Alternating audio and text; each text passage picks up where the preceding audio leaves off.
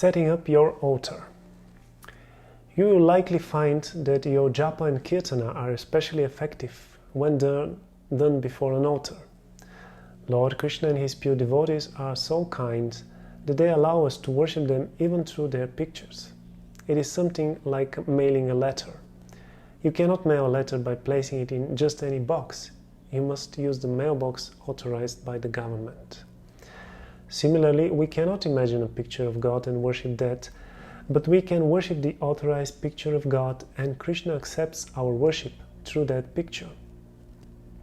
Setting up an altar at home means receiving the Lord and his pure devotees as your most honored guests. Where should you set up the altar? Well, how would you see the guest? An ideal place would be clean, well lit, and free from drafts and household disturbances. Your guest, of course, would need a comfortable chair, but for the picture of Krishna's form, a wall shelf, a mantelpiece, a corner table, or the top shelf of a bookcase will do. You wouldn't see the guest in your home and then ignore him. You'd provide a place for yourself to sit too, where you could comfortably face him and enjoy his company. So don't make your altar inaccessible. What do you need for an altar? Here are the essentials.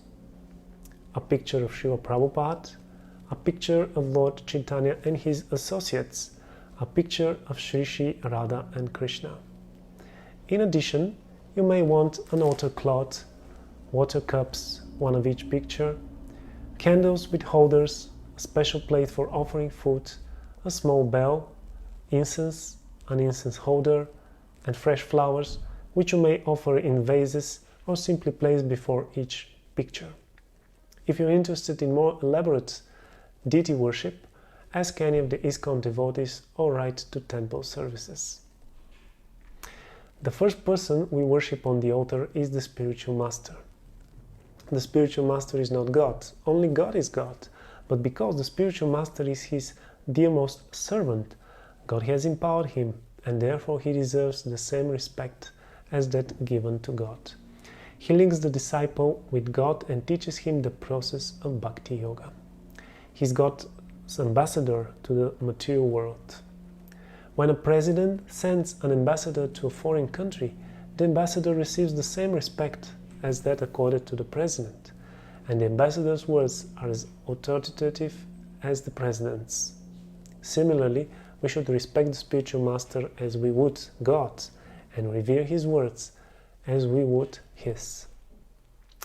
There are two kinds of gurus, the instructing guru and the initiating guru. Everyone who takes up the process of Bhakti Yoga as a result of coming in contact with ISKCON owes an immense debt of gratitude to Srila Prabhupada.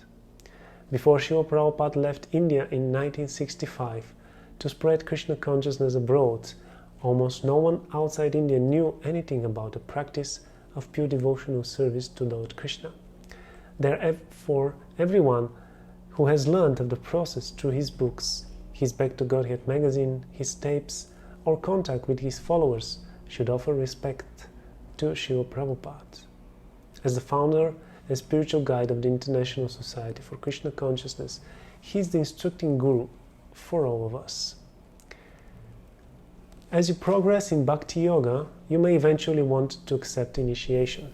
Before he left this world in 1977, Srila Prabhupada authorized a system in which advanced and qualified devotees would carry on his work by initiating disciples in accordance with his instructions. At present, there are many spiritual masters in ISKCON. To learn how you can get in touch with them for spiritual guidance and association, ask a devotee at your nearby temple or write to the president of one of the ISKCON centers listed at the end of this book.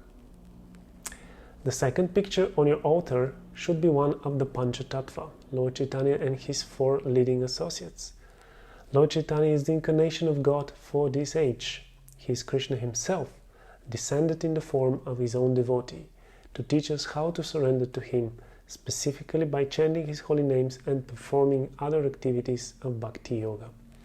Lord Chaitanya is the most merciful incarnation, for he makes it easy for anyone to attain love of God through the chanting of the Hare Krishna mantra. And of course, your altar should have a picture of the Supreme Personality of Godhead, Lord Shri Krishna, with his internal consort, Srimati Radharani. Srimati Radharani is Krishna's spiritual potency. She is devotional service personified, and devotees always take shelter of her to learn how to serve Krishna. You can arrange the picture in a triangle with the picture of Srila Prabhupada on the left, the picture of Lord Chaitanya and his associates on the right, and the picture of Radha and Krishna, which, if possible, should be slightly larger than the others, on a small raised platform behind and in the center. Or you can hang the picture of Radha and Krishna on the wall above. Carefully clean the altar each morning. Cleanliness is essential in deity worship. Remember, you wouldn't neglect to clean the room of an important guest, and when you establish an altar, you invite Krishna and his pure devotees to reside as the most exalted guests in your home.